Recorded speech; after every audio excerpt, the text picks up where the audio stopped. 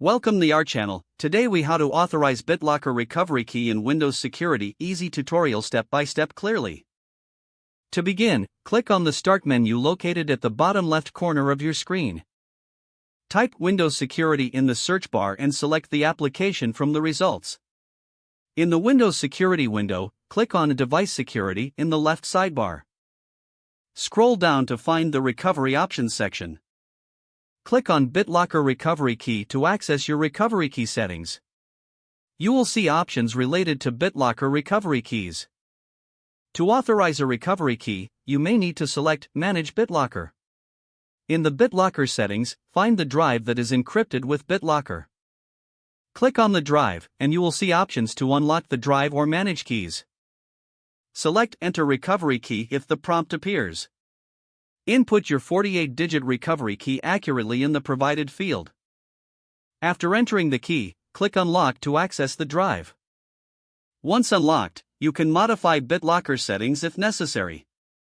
To save your recovery key for future use, choose the option to back it up. Finally, confirm your changes and exit Windows Security. If the page does not load, refresh the browser or try again in a private or incognito window. Make sure you are using the correct email address, then retype it carefully to avoid small typos. If your password is not accepted, use the reset option and create a new strong password you can remember. Check your spam folder for verification or security emails, then complete any requested confirmation steps. Enable two-factor authentication if available to improve account security and reduce unauthorized access risk. After signing in, review your profile details so your contact information and settings are accurate and current.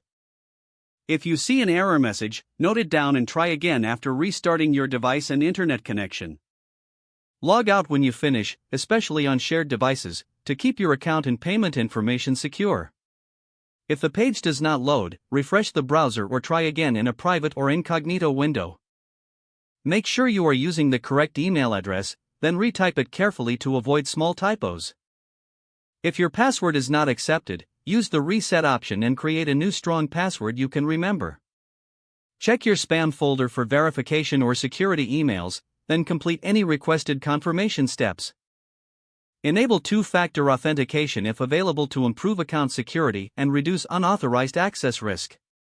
After signing in, review your profile details so your contact information and settings are accurate and current. Don't forget to like this video and subscribe to our channel for more step-by-step tech guides.